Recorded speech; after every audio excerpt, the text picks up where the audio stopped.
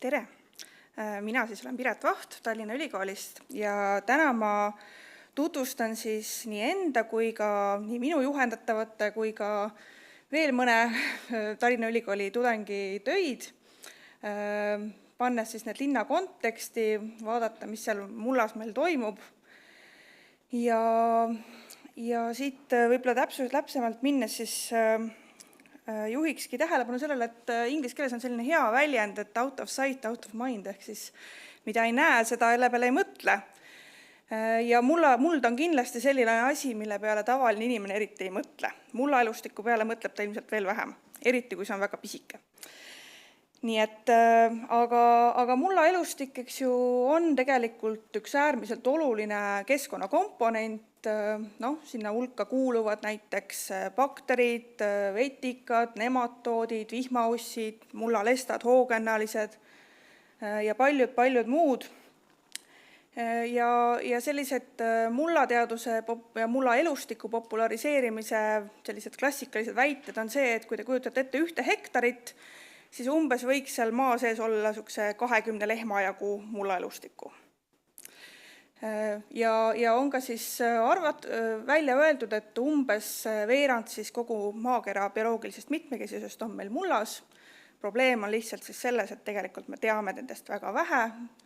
Me võime neid isegi osata määrata mingil määral, aga mida nad seal täpselt teevad, on osaliselt veel küsimärk.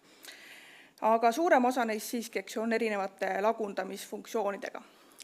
Nii et ideaalses sellises mullas me loodame näha arvukat mitmekesist mullaelustikku, mis osutab meile väga väärtuslikke hüvesid. Võib-olla üks kõige tähtsam asi ongi siis see lagundamisfunktsioon, ehk siis ta tegelikult aitab meil lagundada, segada orgaanilist ainet ja seal toimub siis selline pidev aineringete reguleerimine. Ja kogu selle protsessi käigus parandatakse mitmeid teisi muldade omadusi, näiteks siis mulla struktuuri, mis on hästi oluline ka näiteks veehoiuvõime suurendamiseks, et kui me siin linnas räägime, et me tahame, et meil oleks rohkem seda vett läbi laskvat pinda, siis tegelikult päris ainult sellest ka ei piisa, et meil muld on olemas, meil peaks olema ka selline piisavalt poorne muld, et veel oleks kuhugile minna. Ja kindlasti ei maksa ära unustada, et mullaelustik osutab ka meile biotõrjeteenust. Ehk siis tegelikult sellised toiduvõrgustiku suhted on seal need, mis võimaldavad siis näiteks taimekahjureid kontrolli all hoida. Ja Avelina juba mainis ka seda mõju inimtervisele, ehk jällegi näpud mulda, kasulik mikrofloora, neid uuringuid ma natukene mainin siin ka mõnes kohas. Nii et ei maksa ära unustada, et mõju on siis nii vaimsele kui füüsilisele tervisele. Probleem on siis pigem see, et muldadega ei ole maailmas mitte üldse head lood, linnades samuti mitte. Et öeldakse, et siis umbes 1/3 meie muldadest on degradeerunud ja ega need ülejäänutega ka asjad väga hästi ei ole. Et see on selline keskmine loetelu siis sellest, et mis võiks kõiki meie muldi ohustada. Erosioon eelkõige siis linnakeskkondas rääkides on siis selline probleem, mis kaasneb aladel, kus muld ei ole taimestatud. Üsna levinud probleemiks võib nimetada ka orgaanilise aine sisalduse vähenemist ja see on väga tihedasti seotud siis selle tasakaalust väljas toitebilansiga. Et kes on põllumajandusega või aiandusega kokku puutunud, et need üldiselt teavad, et kõik see, mis me sealt taimestikuga ära viime, kogu see varise jagu toitainet peaks tegelikult sinna muldaga tagastatama, aga linnades väga sageli seda ei juhtu. Muidugi oma osa on ka mullal saastel, siin võib rääkida nii raskmetallidest kui ka näiteks linna puhul siis asfaldiosakestest, rehviosakestest, aga ka näiteks taimekaitsevahenditest mingil määral.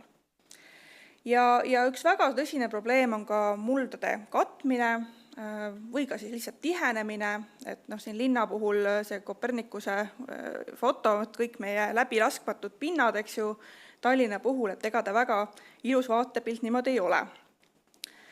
Ja see siis võib-olla mida selle puhul tasuks veel ära märkida on see, et väga sageli näiteks kui tehakse uus hoone, siis kooritakse kogu see muld sealt pealt ära, samal ajal siis lootes, et võib-olla hiljem osa sellest paneme tagasi, aga tegelikult selline tagasipandav muld ei ole enam ammugi sellise talitlusvõimega kui see, mis ta seal enne oleks olnud. Ja kõikide nende asjade tulemusena, on siis alati mõjutatud ka see mulla bioloogiline mitmekesisus, mis siis on omakorda, mis sõltub näiteks nendest ressurssidest, mida talle antakse, näiteks orgaanilise aine näol, mulla struktuurist, saaste tasemetest ja nii edasi. Samal ajal on ometi mulla elustik just see, mis aitaks mitmete nende eelnevate probleemidega ka tegeleda, et kui on olemas selline mitmekesine mulla elustik, siis temal on võimekus vastu panna väga erinevatele stressisituatsioonidele, häiringutele, tagades siis selle mulla sellise toimetulekuvõime näiteks keerulistes oludes. Ja millest me oleme oma viimastes uuringutes siin pisut lähtunud, on siis ÜRO Toidu- ja Põllumajandusorganisatsiooni poolt koostatud sellised vabatahtlikud suunised muldade jätkusuutlikuks majandamisest. Jah, nad on tehtud globaalsele mastaabile, valdavalt on seal sellist juttu, mis kehtib põllumajandusmaastike kohta, aga seal on ka väga mitmeid selliseid asju, mis tegelikult laienevad meil linnaruumi. Mõned näited, et mis need soovitused seal siis on. Näiteks julgustatakse siis inimesi minimaalsele mulla harimisele. See tähendab, et sellist klassikalist kaevamist võiks olla minimaalselt. Kui näiteks on vaja midagi istutada, siis saab lõigata väikse augu sinna sisse. Põllumajanduskontekstis oleks siis tüükülv näiteks üks selline näide. Aga ka see, et lihtsalt meil mullapind on taimestatud, et siis väldib seda erosiooni näiteks, aga ka see, et ta oleks mitmekesiselt taimestatud. Ja siin tulevad siis mängu näiteks erinevad juurekavad, et mitte kõikidel taimedel ei ole see juurekava ühesugune, ning ka see võimaldab siis hästi kobestada seda mulda, parandada struktuuri, veehoiuvõimet ja nii edasi. Ja saaste vähendamine mõistagi, et taimekaitse ja tõrjevahendite teadlik valik, et võib-olla kui igas olukorras pole võimalik seda vältida, siis on võimalik valida vähem toksilisem alternatiiv, selline, mis laguneb paremini. Nii et kõik see tegevus võiks olla hästi teadlik. Katmine, koorimine, koorimise probleem sageli just siis kehtib selliste uute arendusprojektide puhul linnas, et võetakse see mullakiht sealt ära, sageli siis pannakse kuskile suurde kuhilasse ootama, et äkki saaks mõnes järgmises projektis ära kasutada, aga paraku sellisel juhul selle mulla struktuur kindlasti ei säili, samuti pole see mulla elustiku kooslus seal hiljem enam kunagi endine. Aga võib-olla selline tavalisem, mis rohkem käib võib-olla igaühe looduskaitse alla, on siis mõelda selle peale, et kuidas mulda tallatakse näiteks selliste suuremate tegevuste raames. Oletame, et hakatakse ehitama eramaja hoovis midagi, siis üks lahendus on tegelikult kasutada selliseid mulla katteid. Õnneks neid juba näeb ka Tallinnas mõnel pool kasutatakse. Ehk siis see aitab natukene vähendada seda tallamiskoormust. Ehk siis ei jää sellised suured sügavad traktorirööpad sinna alles, vaid see mõju natukene laieneb. Et põllumajanduses me näeme selliseid lahendusi rohkem, et siis tegeletakse seal traktorirehvide rõhu alandamisega ja pannakse võib-olla lisarehve külje peale, et see suurema pindala peale see koormus ära hajuks. Aga neid lahendusi tegelikult, mida saaks linnas kasutada, on ka. Ja üks kahtlemata igasügisene teema, mis meediast läbi käib, on see, mida me siis teeme lehtedega. Aga üldiselt võikski mõelda, et see orgaanilise aine sisalduse tõstmine linnamuldades on kindlasti üks hästi oluline teema.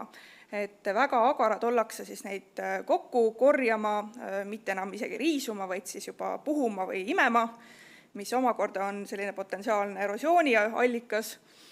Nii et lehevarise majandamine on üks selline aspekt, millega saab siis linnas muldade seisundit parandada.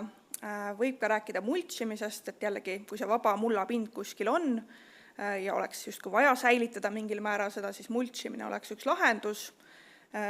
Kõik need aitavad väga hästi hoida ka siis seda mulla struktuursust, tõsta veehoiu võimet, samuti aitavad siis need tegevused näiteks muldade toitenate kinnihoidmisvõimet parandada. Ja tasub siis meeles pidada, et tegelikult me peame mulda tagasi andma ikkagi väetist. Küsimus siis soovitavalt võiks see väetis olla orgaaniline väetis või haljas väetis. ja see siis aitaks meil ka paremini seal süsinikku näiteks siduda.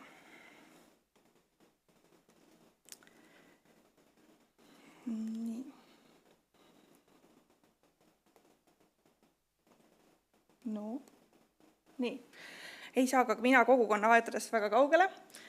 Ehk siis linnas üks selline huvitav ökosüsteem, mida me siin oleme viimastel aastatel uurinud, on siis kogukonna aiad. Ja tegelikult me oleme päris hästi jõudnud sellele järeldusele, et sealsed ökosüsteemid on väga hästi tegelikult mullaelustikku toetavad. Seal on väga mitmekesine taimestik, maapealne ja maa-alune selline mitmekesisus on ka omavahel seotud. Seal on orgaanilise aine rikas muld, isegi mõned võib-olla väidaksid, et liiga, kuskil 50-80% on see orgaanilise aine sisaldus seal. Üldiselt nende seisund on päris hea, küll aga oleme siin märganud näiteks negatiivset toitane bilanssi, mille juurde ma tulen natukene hiljem ka tagasi. Ja teisest küljest siis oleme närganud, et üldiselt ka raskmetallidega on olukord päris hästi, välja arvatud siis mõned kogukonna aiad, kus singi sisaldus on pisut üle sihtarvu. Me oleme uurinud ka neid mikroobikoosluse nendes aedades, et hea uudis on see, et patogeenide proovid on negatiivsed. Aga hea uudis on veel siis ka see, et seal on selliste hõimkondade liikmeid, kes siis tegelikult aitavad meil seda naha mikrobiomi mitmekesisust tõsta. Nii et tublid aednikud paljaste kätega, siis lõpptulemus on mitte ainult tervislik toit, kena sotsiaalne aspekt seal juures, saate ka veel hea mikrobiomi enda käte peale näiteks või naha peale. Ja seal leidub ka siis palju selliseid liike, keda me teame, et on näiteks head biotõrjeagendid ja kindlasti muidugi on seal lagundajad ja võiks ka välja tuua, et ka selliseid rühmi, kes siis lagundavad näiteks pahhe, mis kindlasti võiks jällegi linnakeskkonnas väga hea olla. Avelina ka mainis seda, et just lapse eas selline looduslike pindadega kokkupuude on äärmiselt oluline. Viimastel aastatel on siin väga palju uuringuid selles osas tehtud, need Soome uuringud, et selline igapäevane näiteks lasteaialaste rohealal viibimine parandab siis nii soolestiku kui naha mikrobiomi, aga kui selline igapäevane pind on midagi sellist, siis pilt ilmselt ei ole nii kena. Et siin on üks selline kummimattidega kaetud laste mänguväljaks siis toodud.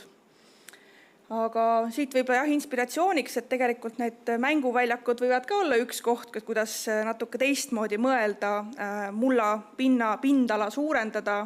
Et siin on üks näide Kopenhaagenist, Valbyparken, või siis ka näiteks siin vasakpoolne, mis on küll selline põhiosa on liivaga, ümbritsev osa mullaga näide Berliinist ja see on selline täiesti tavaline Magala rajooni mänguväljak. Nii et võiks mõelda natukene raamidest välja, et kõik ei pea olema asfalteeritud, plastikuga pehmendatud, et on ka teisi meetodeid. Aga hea uudis on see, et ka meil on kogukonna aedade projektid kolinud lasteaedadesse, ehk siis meil on näiteks siin Lepatriinu lasteaia õppeaed, kus lapsed siis saavad ka ise proovida kätt toidu kasvatamisele külge panna. Ja see on ka üks selline uurimisvaldkond, millega siis meie jätkame, et just vaadates seda mikrobiomi seal edasi, et milline võiks ka võib-olla lastele mõju olla näiteks. Nii et me jõuamegi selleni, et tegelikult keskkonnateadlikkusel on hästi oluline roll siin. Et mida me mullaga teeme, kuidas me suhtume sellesse. Kui laps tuleb lasteaiast poriste riietega, kas me näeme seda õpetaja hoolimatuse või tähelepanematuse probleemi, noomime last või hoopis oleme õnnelikult, et võib-olla ta sai natuke mitmekesisema mikrobiomi endale sealt. Kas koristamata lehed on automaatselt rahasääst või on see hea toitanete ringe, mis linnas on tagatud, et me ei peaks hiljem väetama, ei peaks nii palju neid puhuma, me ei peaks nii palju neid kokku korjama, autoga viima ühest kohast teise, et see on ju ka keskkonnaressursi sääst ja vähem emissioone, mida me oleme emiteerinud. Ja kindlasti üks aspekt on siis need kogukonnaaedlike teadmised näiteks, mis puudutab siis, kuidas nad seda aiandust seal teevad, et Meie leidsime, et küllaltki lünklikud on need teadmised, eriti mis puudutab siis mulla majandamist ja muldade jätkusuutlikku majandamist, et näiteks siis isegi 66% linnaaednikest ütles meile, et nemad ei väeta oma peenrakaste. Ehk siis see teadmine, et kõik, mis me sealt pealt ära võtame, peaks lõpuks mulda tagasi jõudma, see on lünklik. Ja meil oli ka see negatiivne toitaine bilanss, mis seda väga hästi kinnitas. Nii et see on kindlasti üks selline teadlikkuse tõstmise koht. Ja samal ajal, eks ju, enamik kogukonnaaednikke jällegi väidab, et nad lähtuvad keskkonnahoiu põhimõtetest, teevad asju, mis on keskkonnasäästlikud, või arvavad lihtsalt, et tsiteerides siis, et taimed saavad kõik vajalikku mullast. Et ikkagi lõpuks peavad need sinna tagasi ka jõudma. No mõned näited veel, et siin on neid väetamise aspekte välja toodud, aga ka näiteks see mulla kaevamise teema, et mulla peaks läbi kaevama, on endiselt väga levinud selline arusaam, et võib-olla tõesti kehtib see mõnes ökosüsteemis, kus see on umbrohutõrjevahend, aga linnas olev kogukonnaaed kindlasti ei ole see, kus see hädavajalik on, et seal võiks just mõelda niimoodi, et see on selline hea eksperimenteerimiskoht väiksel skaalal, et kus väga vähe saab ju midagi hullusti valesti minna, kui seda ei tee. Nii et julgustan natukene säästlikumalt oma peenraid majandama. Kuidas siis saaks teha nii, et meie linnamullad oleks siis niimoodi majandatud, et see kõik toetaks meil elurikkust? Rõhutaksin siis just orgaanilise aine andmist mullale. Siin muidugi peaksime lähtuma ka sellest, et nii, ma nüüd praegu meenus, ma vist üks slaid, ma läks kuidagi vahele vahepeal. Aga ma räägin selle siin kiiresti ära, et meil, et me ühes Tallinnas siis on Kopli kalmistu pargis katsetatud vahepeal ka sellist hooldustasemete lõikest vähemat lehtede riisumist. Ja väga tore oleks ju kohe öelda, et selline vähem riisumine või vähem lehtede eemaldamine aitaks kaasa siis mullaelustiku arvukuse tõstmisele, siis lühiajaliselt praegu me seda väita ei saa. Ja pigem ma tooks selle muret tekitava fakti välja, et see mullaelustiku just mikrolülijalgsete arvukus oli seal väga-väga madal, et isegi madalam kui meie tühermaadel näiteks. Nii et see rohkem orgaanilist ainet soovitus kindlasti kehtib, aga see mõju ilmselt ei avaldu kohe järgmisel aastal, vaid see on selline pikaajalisem protsess, et see peaks mitu aastat seal toimima, et see mullaelustik saaks seal mõnusalt taastuda. Ja me saame kindlasti vähem kattamuldi, vähem häiringuid, et mõelda hoolega läbi, kui suurel alal näiteks peaks selle mulla ära koorima, kui see on vältimatu. Nii et ma soovin kõigile rohkem mulla teadlikkust ja kontakti mullaga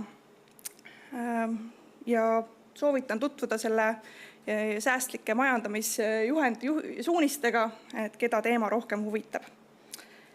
Tänan kuulamast.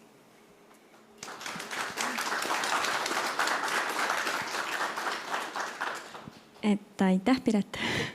Ja et veebist on tulnud siin ka paar küsimust, aga äkki on meil siin saalis tekkinud mõni küsimus, et siis palun käsi püsti. Praegu ma ei näe ühtegi kätt, aga ma edastan siis siin veebis tekkinud küsimusi. Et üks küsimus on, et üheks looduslikuks tõrjevahendiks on nematoodid. Tigude tõrjeks saab paljundada tigude kehas elutsevaid nematoode. Kas Inglismaal müüdavat ja kasutatavat biotõrjevahendit nemaslugi võib võõrnälkete tõrjeks Eestis kasutada või see ohustab ka kuidagi meie kohalikku mullaelustikku? Ma kardan, et see jääb minu kompetentsist välja, et ma konkreetse tootega ei ole kursis, et ma julgeks praegu siin seisukohta võtta.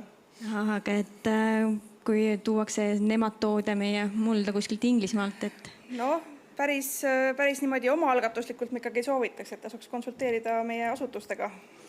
Just. Ja siis tekkis siin ühel kodanikul küsimus, et milliseid orgaanilisi aineid soovitate? Orgaanilisi aineid. No, rääkides siis lehevaris, kompost, eks ju, on väga hea lahendus. Võetaks ka murulõiked, eks ju, kui niidetakse, seesama materjal sobib väga hästi kasutamiseks, liblikõielised taimed, vetikad. Adru. et tasub küll adru tassida endale Absoluutselt. sealt mererannast koju Jaa, aeda. kindlasti. Väga hea. Et üks kommentaar on siin veel, et taimekaitse seisukohalt on kaevamisel ning kündmisel oluline koht, sest aitab kontrolli all hoida kahjustajaid ning aitab vähendada taimekaitsevahendite kasutamist. See on nii ja naa ja ilmselt on mõned sellised agroökosüsteemid, kus see väga hästi kehtib, küll aga näiteks sellises väga mitmekesises süsteemis nagu on kogukonnaaed, siis ma arvan, et seal need ohud ei ole niivõrd suured ja seal ei ole ka niivõrd palju neid kahjureid praegusel momendil, et see oleks selline kriitiline olukord. Nii et ma julgelt kutsuks üles katsetama.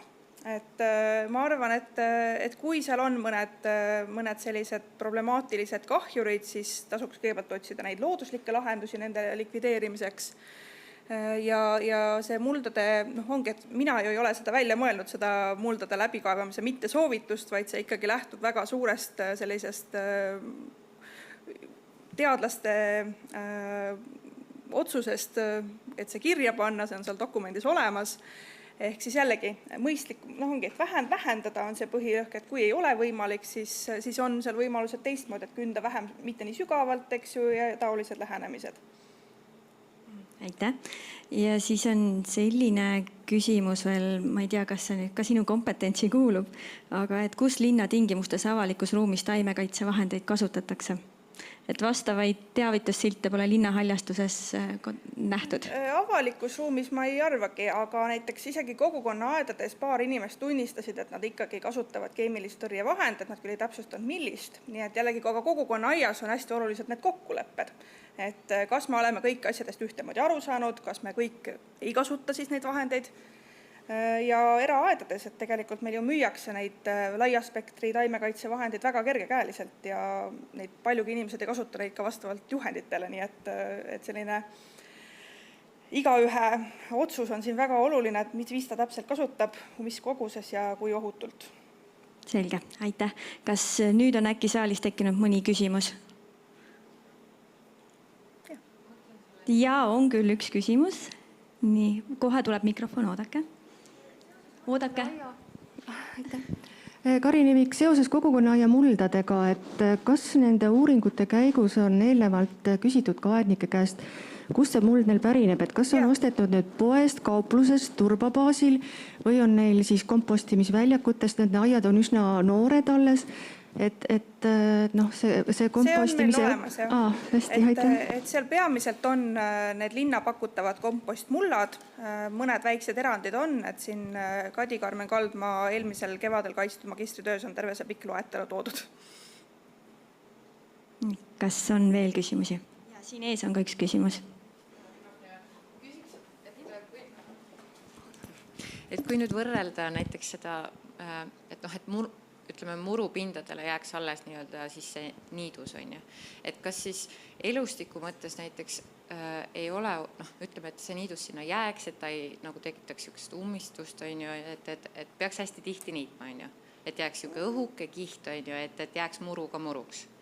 Aga kui nüüd võtta seda, et me peaksime seda tihti niitma, siis see jälle on ju teistpidi elustikul ohtlik.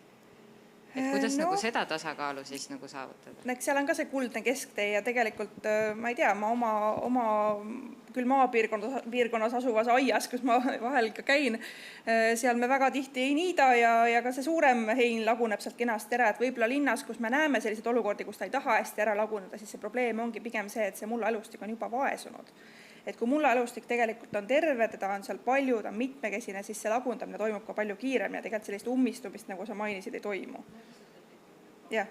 No siis ilmselt ongi selline reguleerimine, et leida see kuldne kesktee niitmise peale, vaadata, mis toimub. Väga selline lihtne meetod, mida mina näiteks olen oma peenrakastide puhul rakendanud, on see, et ka looduslikku mulda tuua nii-öelda kühvliga natuke lisaks, et sa tood tegelikult seda kasulikku mikrobioome oma väiksesse peenrakasti näiteks. Et ka selline loodusliku mulla väikses koguses lisamine sellisele linna mullale võiks ka parandada seda lagunemise kiirust näiteks. Meil on aega veel üheks küsimuseks. See tuleb sealt tagant. Tervist. Kuhu on see info koondunud, kust võiks leida hästi lihtsalt? Tallinna Ülikooli lõputööd on meil kõik eetera andmebaasis. Ei, ma mõtlesin, et hästi lihtsalt, et ilma keemiliste väetisteta väetada mulda. Orgaanilised väetised näiteks. Lihtsalt Sõnnik näiteks, haljasväetised. ja selle saan siis lihtsalt netist. Sinna on koondunud siis No selle all. jah, et kanakakagraanuleid müüakse igas poes, seal on peal kirjas näiteks, kui palju seda panna. Kui see on näiteks selline, et tahetakse just vähem määrivat lahendust näiteks. Aga ilma kanakakagraanuliteta No siis ongi... muud infot. Et neid on ju palju orgaanilisi väetisi. Jaa, aga neid teavikuid on internetis saadaval. Tavaliselt nad on siis agrokeemia sellised õpikud, juhendmaterjalid ja seal üldiselt on need tabelid toodud, et mis suhtarvus nad siis selle NPK-d näiteks annavad. Nii et väga lihtsalt ei oska öelda, et pane see toksi sisse ja saad teada. See sõltub kõik sellest, et milline on toitanete seis hetkel mullas, kui palju seda siis panna, mis on kättesaadav, millised on kriteeriumid, et näiteks kas tahetakse täielikult mahedalt kõike seda teha või on seal paindlikkust või mitte. Aga potindustoas need väikesed söögitaimed, et kui ohutud ikkagi kõik need väetised, mis seal on, mida kasutatakse? Et väetis kui selline üldjuhul ei ole inimese tervisele ohtlik, kui teda ei ole liiga palju. Et probleem on, mille pärast me võib-olla peaksime tavatoidu puhul natuke muretsema, need taimekaitsevahendid pigem. Et see väetis on toitaine, et nad võivad küll hakata selle mulla omadusi mõjutama, pikaajaliselt muuta mulda happelisemaks näiteks, aga see ei ole see kõige kriitilisem koht, eks ju. Okei, aitäh. Aitäh küsimuste eest ja aitäh, Piret. Aitäh.